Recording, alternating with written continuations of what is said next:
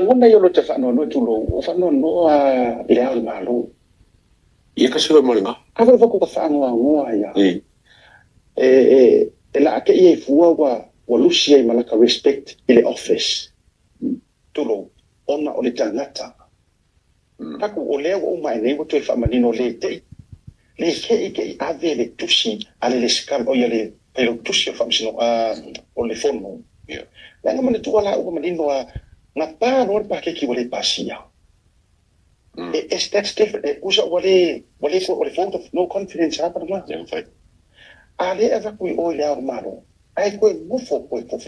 usa ko nga me foi le na kubi o ro ai kubi ai ava ku o ka ka fa fa msino ai ko mai ko ya ro pe ai kubi pe ma ta ko mo mo ko ma kubi o nga wala ve ai ka va o pole ala pa se example ai na ko me ko filma malo ro ka va le e pe malo ro me si ave pas ai ko ri fa o bi ko ba o le menga le ka ka pole me fa penge wa pisi a o mira ka ka kofi pe o ka fa ngalo le sing me le sa ye a ma nga sa fa ko fa peni ka ko ma fa ma la i me le sa fa ai nga popong yo ngor kofi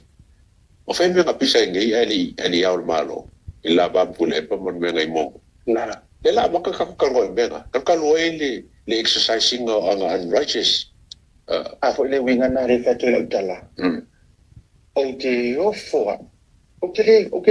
le fe ka o melia nga o lai bo lo fi so le le uso fa ma ka inga e el mele ni fika e nala no fo ya tu no yo tu esa ka ri ma ya la malo ka pili alo fo wala no me fo dia por nganga ma ke ya la yo va pia o upu ka o ha mi ko ngai o upu e ko ku do ngai pe ke mo pe pe mama ko fa so ari uso ya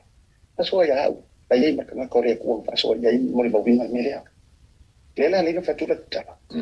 e le tu pungora la o ku le poi o vai le ma di zen e le ai ya ma fu e so normal le nga yo ai sempre o ring pengo firma la u puleanga i le malo la ma foi la lo le la lo puleanga a ku le le mela na le nga fa ya tu la ta o ke yo fu o ie ma fu ala ta la li ato au wale me e a fu ai ko ele pe fa pe you owe somebody big time. You owe. No, la ako. Yes. It is kama you owe. It is you owe. We're not talking about 10,000. We're not talking. Ore owe. Ongi famua, ongi bisinisi miliona. Yeah. Pafu ananga e matua ko ele popole pe palapala. Ko le anaba. Ai ko fo ia ri poa inga.